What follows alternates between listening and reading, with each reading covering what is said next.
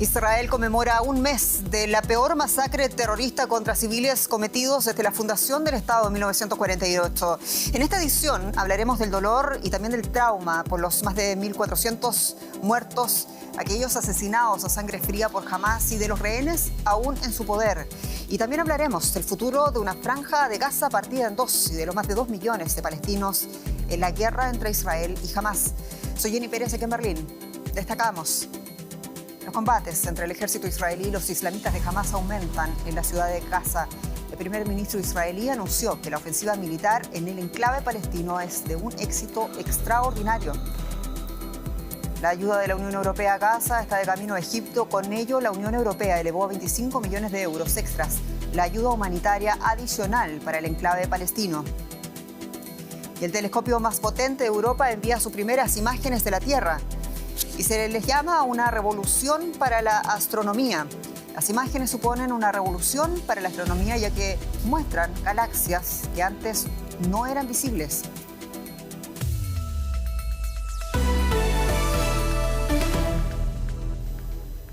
El ejército israelí ha intensificado sus operaciones en el norte de Gaza con numerosos ataques aéreos y cercado de la ciudad de Gaza. También el martes, el primer ministro de Israel, Benjamín Netanyahu, anunciaba por primera vez planes para el futuro de la franja. Israel quiere asumir la responsabilidad global de la seguridad en el enclave, eso es lo que dijo Netanyahu. El ejército israelí se prepara para entrar en la ciudad y enfrentar a los islamistas radicales de Hamás en combate urbano, lo que podría resultar en un aumento significativo de las bajas. Las tropas israelíes ya han cortado la comunicación de la ciudad de Gaza con el sur del territorio. El Ministerio de Salud gazatí, controlado por Hamás, afirma que más de 10.000 personas han muerto debido a los ataques israelíes en el último mes. Muchos de los civiles se dirigen desesperadamente al corredor humanitario en el sur de la franja en búsqueda de refugio. Después de un mes de constantes bombardeos, el ejército de Israel afirma que sus tropas avanzan en la ciudad de Gaza, en el norte de la franja, y que las fuerzas israelíes tomaron un complejo de Hamás mientras se preparaban para atacar a los combatientes escondidos en túneles subterráneos. Por primera vez, el primer ministro israelí reveló los planes futuros de su gobierno para el enclave. Lo hizo en una entrevista con una cadena estadounidense. El presidente Biden ha dicho que Israel cometería un error si ocupa la franja de Gaza. ¿Quién gobernará a Gaza cuando esto acabe? Creo que Israel tendrá por un periodo indefinido la responsabilidad general de la seguridad, porque hemos visto lo que ocurre cuando no la tenemos, cuando no somos los responsables de la seguridad. Lo que ocurre es una erupción del terror de Hamás a una escala que no podíamos imaginar. Semanas de ataques aéreos han reducido a escombros vecindarios enteros.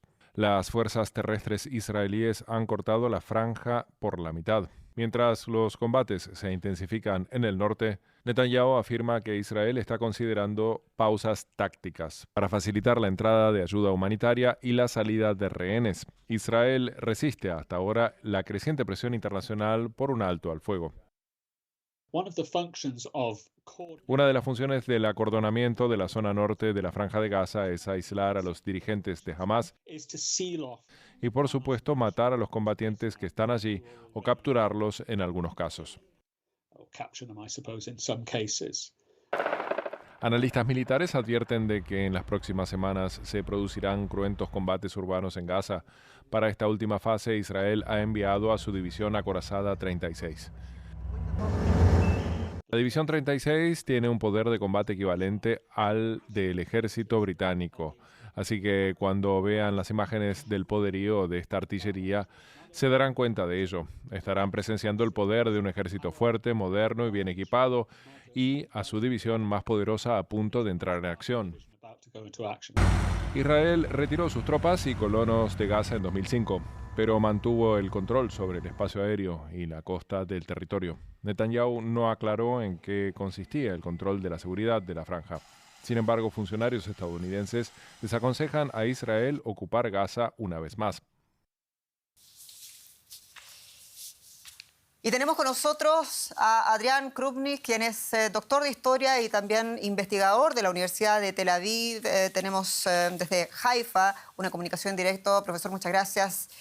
Y quiero partir preguntándole, hablemos por favor de la partición de Gaza y también de ese anuncio del primer ministro Benjamin Netanyahu que Israel va a controlar la seguridad de la Franja de Gaza, en sus palabras, de forma indefinida. ¿Qué consecuencias proyecta usted por esta decisión? Bueno, Jenny, lo primero que hay que decir es que todo lo que está sucediendo hoy en Gaza es dinámico y se puede transformar día a día, así que la partición de Gaza a la que te refieres es algo que tiene que ver con la realidad militar al día de hoy, pero no significa que eso vaya a seguir así en el futuro. Respecto de las declaraciones de Netanyahu, hay que tener en cuenta que el pueblo israelí le va a pasar factura por la situación que estamos viviendo al día de hoy, sea durante o después de finalizado el conflicto militar en Gaza. Así que también eso hay que tomarlo con pinzas. Y paralelamente aumentan las voces, Adrián, de quienes aseguran que la masacre terrorista de Hamas no puede justificar la masacre del pueblo palestino en Gaza. ¿Cuán grande es el costo político para Israel? Y también, ¿está acaso todo Israel dispuesto a pagar ese precio, considerando también que están aumentando los ataques contra la comunidad judía en todo el mundo, también aquí en Alemania? Bueno, déjame que te diga algo. No hay aquí una comparación de dos masacres. La imagen mundial se enfoca en lo que está sucediendo en Gaza y en los eventos del 7 de octubre, como el inicio de esta operación, pero se pierde de vista que en realidad Israel ha sido atacada también desde el norte por las fuerzas de Hezbollah y se han llegado a interceptar misiles procedentes desde Yemen por las fuerzas hutíes que también están esponsoreadas por Irán, con lo cual hay aquí enemigos formidables en distintas partes de la región para quienes Hamas es una pieza en el tablero de ajedrez y lamentablemente el pueblo palestino sufre las peores consecuencias. Respecto de la cifra de muertos, quiero recalcar que la cifra que tú citaste, como bien dijiste, de muertos en Gaza es de acuerdo a fuentes provenientes de Hamas, que siempre suelen ser después disminuidas por las Naciones Unidas o el ejército de Israel. Por supuesto que es una tragedia humana y también es lamentable que esto sirva de propaganda a nivel mundial contra Israel y el pueblo judío, porque también está sirviendo a los intereses de países como Rusia e Irán para distraer de lo que venía sucediendo en Ucrania, la guerra en Ucrania. Y se buscan muchas soluciones a nivel político y hay que hablar con los palestinos. Es una coincidencia también de los líderes occidentales que están hablando con el presidente palestino, con Mahmoud Abbas, en la Mucata, pero Abbas ha perdido toda representación entre los palestinos, muchos de los cuales quisieran incluso hoy sumarse a la guerra contra Israel. Occidente no negociará con Hamas, claro, porque lo considera un grupo terrorista, si está en la lista oficial de la Unión Europea y de los Estados Unidos. Y aquí la pregunta, Adrián, por favor, ¿cómo solucionar entonces la llamada cuestión palestina sin una representación válida para todas las partes? Bueno, yo creo que tú te has referido al desprestigio de Mahmoud Abbas.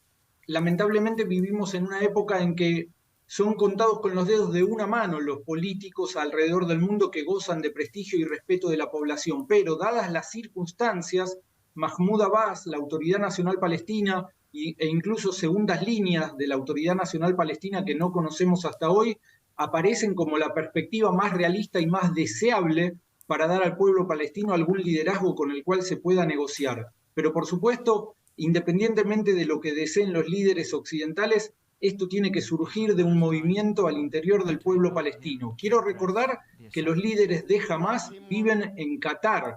Los líderes políticos de Hamas viven en Qatar con todos los lujos mientras organizan los ataques terroristas y lo que ellos llaman la resistencia que está teniendo lugar en este momento en Gaza. Profesor Adrián Krupnik, doctor en Historia e investigador de la Universidad de Tel Aviv, muchas gracias por su tiempo. Gracias a ustedes. En Israel se han realizado varias vigilias cuando se cumple el primer mes desde que Militantes del grupo terrorista de Hamás lanzaran ese ataque terrorista contra Israel en el que murieron 1.400 personas y otras 220 fueron secuestradas. Con velas, los israelíes se reunían para recordar en silencio a los muertos y a los desaparecidos. Más de 200 personas permanecen, recordemos, secuestradas en poder de Hamás. 30 de ellas son niños. Ello mientras las tropas israelíes avanzan en el centro de la ciudad de Gaza para intentar liberarlos. Y todos estos días hemos estado hablando de la situación de los civiles en Gaza, pero al cumplirse un mes de la peor masacre contra civiles en suelo israelí, queremos mirar internamente a la situación en Israel. El periodista Miquel Ayestarán está con nosotros con la perspectiva desde Jerusalén. Miquel, saludos. ¿Cuánto ha cambiado Israel desde el 7 de octubre? Saludos. La verdad es que sí, este país sigue en estado de shock un mes después y hoy ha sido un día especialmente delicado, un día de luto. Se ha guardado un minuto de silencio a nivel nacional y se han realizado diferentes actos en recuerdo a esas 1.400 víctimas de este ataque sorpresa lanzado por Hamás, que acabó en una auténtica carnicería en los kibbutz que están cercanos a Gaza. En estos momentos ha comenzado una oración especial en el Muro de los Lamentos, en la cual, además de recordar a los caídos, también se va a recordar, por supuesto, a esos más de 240 cautivos que permanecen dentro de la franja. Es un día especial que ya se denomina de manera oficial como Black Shabbat, como Sábado Negro, que va a pasar sin duda alguna a la historia del pueblo de Israel como una de las jornadas más duras que se recuerdan. Miquel, hablemos por favor de la situación de seguridad interna en Israel. Las autoridades israelíes informan de decenas de cohetes lanzados desde el sur del Líbano, constantemente, incluso también desde Gaza en esta situación. ¿Qué nos puedes contar, por ejemplo, de los desplazados internos del norte y del sur de Israel? Sí, la verdad es que la situación de inestabilidad es muy fuerte, tanto en esa frontera sur con Gaza como en la frontera norte con Líbano. Y es que después de un mes de fuertes bombardeos sobre las posiciones de Hamás en la franja de Gaza, siguen saliendo los cohetes que golpean sobre todo la parte central del país y también van en dirección a Tel Aviv y al aeropuerto de Ben Gurión. Esos son los objetivos que suelen buscar, aunque la mayoría de proyectiles caen en los asentamientos y en las localidades cercanas, que hay que recordar que están evacuadas, como también está evacuado el norte, todo lo que es la frontera con Líbano, una frontera de 120-140 kilómetros. Ahí también Israel ha hecho una gran zona de seguridad y todos los civiles se han evacuado, y ahora mismo pues encuentras, por ejemplo, las comunidades que están evacuadas de las zonas cercanas a la franja de Gaza están en hoteles aquí en Jerusalén o en el Mar Muerto o incluso en Eilat, en el Mar Rojo. Son, digamos, una situación temporal. Hay que recordar que se han alargado los plazos de evacuación hasta el 31 de diciembre y eso significa que realmente esas palabras que repite todos los días Netanyahu sobre una guerra larga y dura se confirman. Por lo menos hasta el 31 de diciembre se mantienen esas evacuaciones, que son muy importantes, de todas las localidades que están cerca de la franja de Gaza y al mismo tiempo las que están en el norte, cerca de la frontera del Líbano. Estos son los dos frentes abiertos, estos son ahora mismo las dos grandes amenazas a las que se enfrentan unos israelíes que en ese 7 de octubre realmente sufrieron un golpe que no esperaban, ya que confiaban en el sistema de seguridad y hubo un problema en el sistema de seguridad colosal. Miquel, y por ese golpe inesperado que mencionas que sucede a nivel político, antes de los atentados Netanyahu enfrentaba una feroz oposición y tras los atentados hubo pedidos claros de dimisión en su contra. ¿Qué pasa con la disidencia socialdemócrata en Israel? ¿Qué pasa con la disidencia de izquierdas y con los familiares de las víctimas, también con todo lo que está sucediendo ahora mismo en Gaza? Como has dicho, Benjamín Netanyahu era una figura muy discutida antes del inicio de la guerra y ahora aún más. Incluso ahora han surgido fisuras dentro de su propio partido, dentro de sus propios seguidores, ya que le responsabilizan directamente y le consideran el gran culpable de ese error de seguridad que permitió el asalto de Hamás y la matanza de más de 1.400 personas en las zonas cercanas a la franja de Gaza. Este fin de semana incluso ya se ha visto la primera manifestación directa que pide la dimisión de Benjamín Netanyahu, y se celebró precisamente aquí, en Jerusalén, a las puertas de su residencia oficial. Las familias de los cautivos, por ejemplo, también insisten cada día y le piden que dé prioridad a la liberación de los cautivos por encima de lo que está siendo la operación militar. Y de momento lo que estamos viendo es que no, es que Netanyahu prioriza ante todo el seguir adelante con la operación terrestre, y los cautivos pues están quedando como una especie de segundo plano, o eso es al menos lo que sienten los familiares, y por eso salen cada día, quieren que se escuchen sus voces, y son muy críticas con un primer ministro que recibe tanto apoyo del exterior, de los líderes occidentales, como crece su cuestionamiento a nivel interno. Y aquí, desde luego, analistas y expertos consideran que, acabada la guerra, se consumará el final político de Benjamín Netanyahu. Miquel Ayestarán, muchas gracias por todas estas análisis allá en Jerusalén. Gracias.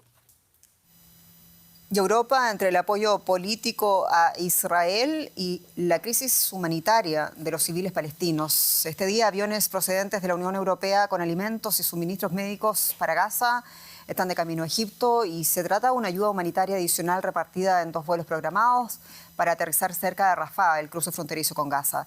Estos envíos son posibles tras un trabajo conjunto con Egipto, con Israel y con Naciones Unidas.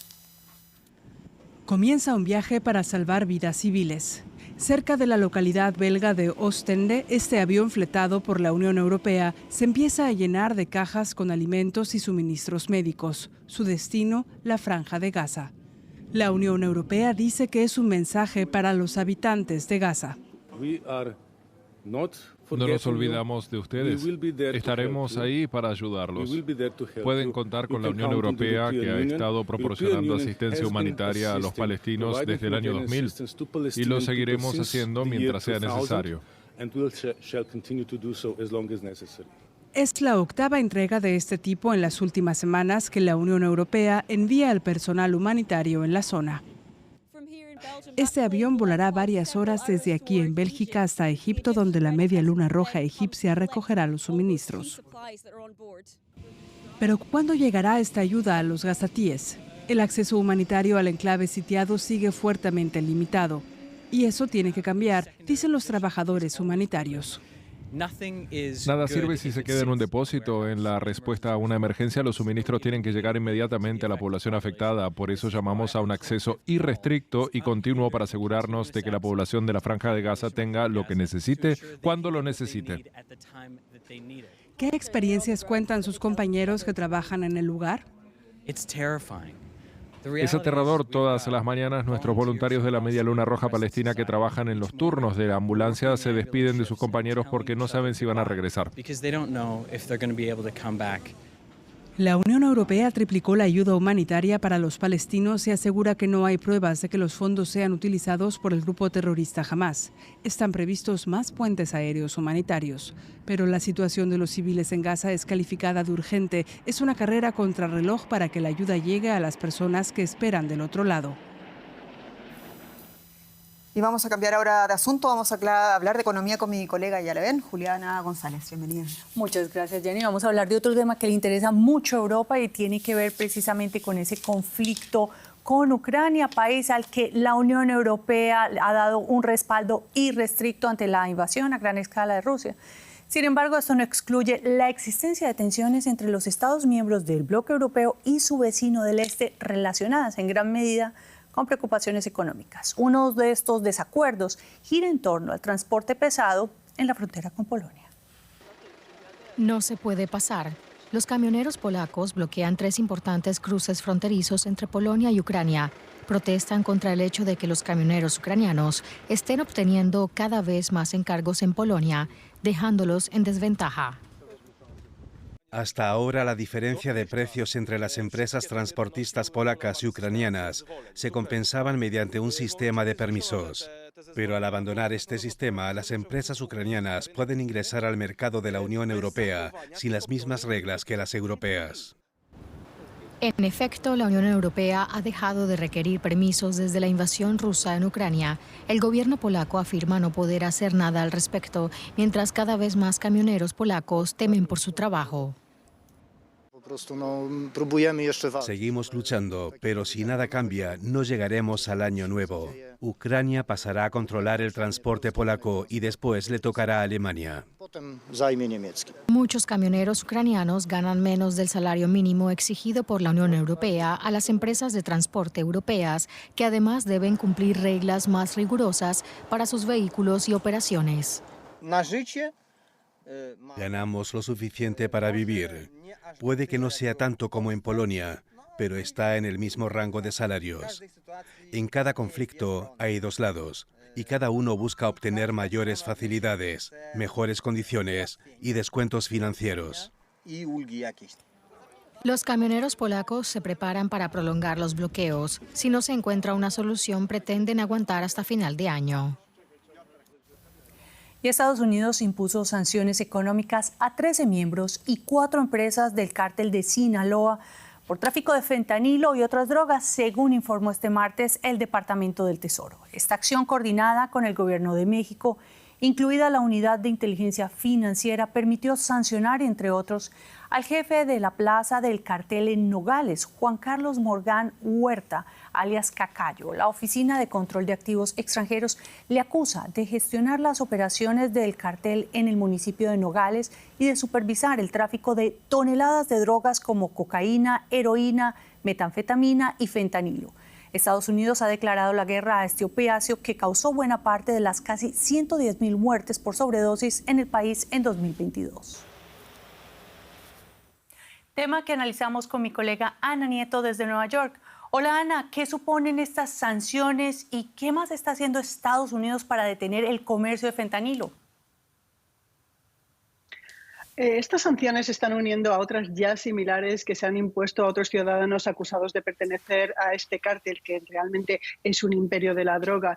En esta ocasión, la acción se centra sobre el gestor de las operaciones en Nogales, sus familiares y asociados, además de 4 empresas dedicadas a las comidas, minerías y exportación. Pero las sanciones lo que hacen es evitar que operen con el sistema bancario estadounidense, que trabajen con ciudadanos estadounidenses y se les congelan los activos en este país. Estados Unidos está utilizando cada vez más estas sanciones financieras para estrechar el cerco de un cartel en México. Además, también tienen su objetivo las operaciones que hay en China, porque se está acusando a algunas operaciones chinas de que están llevando precursores del fentanilo a México para que aquí se procesen, en este país se procesen y se vendan al otro lado de la frontera en Estados Unidos. Desde 2020, 2/3 de la mayor parte de las sobredosis fatales se producen por fentanilo, una droga que es muy barata y que está llegando con mucha facilidad a todas las calles. El Tesoro además está reuniendo esta semana con su Oficina de Delitos Financieros y sus homólogos tanto de Canadá como México para profundizar y evaluar hasta dónde se ha llegado con estas sanciones y quizás seguir adelante. Y a propósito de eso, Ana, y de esa acción conjunta, ¿resultan efectivas estas sanciones? Estas sanciones financieras dan frutos siempre y cuando haya también una colaboración entre gobiernos y fuerzas del orden público. Estados Unidos en abril acusó a 4 de los hijos de Joaquín Guzmán, el Chapo, de tráfico de drogas y casi una veintena de sus asociados. Y entonces explicó que la DEA estaba ya infiltrada dentro del cartel de Sinaloa. Uno de ellos, uno de los hijos del Chapo, fue capturado en enero por las fuerzas de seguridad mexicana, Ovidio Guzmán, y fue extraditado en septiembre a Estados Unidos, donde su padre cumple prisión por 30 años. Ovidio Guzmán se ha declarado inocente en el tráfico de drogas y lavado de dinero, pero se le espera de nuevo en el juzgado el día 17 de este mes para continuar con el procedimiento que tiene abierto en su contra. La presión de Estados Unidos y México que se ha estado ejerciendo ha llevado al cartel de Sinaloa, se dice en el Wall Street Journal, a prohibir la fabricación y venta de fentanilo, porque quieren que Estados Unidos se fije en otros carteles de la zona. Muchas gracias, Ana Nieto, por estos análisis y hasta una próxima oportunidad. Gracias. Y finalmente este martes la empresa WeWork, punta de lanza de los espacios de trabajo compartidos, se acogió a la ley de quiebras en Estados Unidos. Una maniobra que da oxígeno a la empresa que se perfilaba como el activo más atractivo de Wall Street.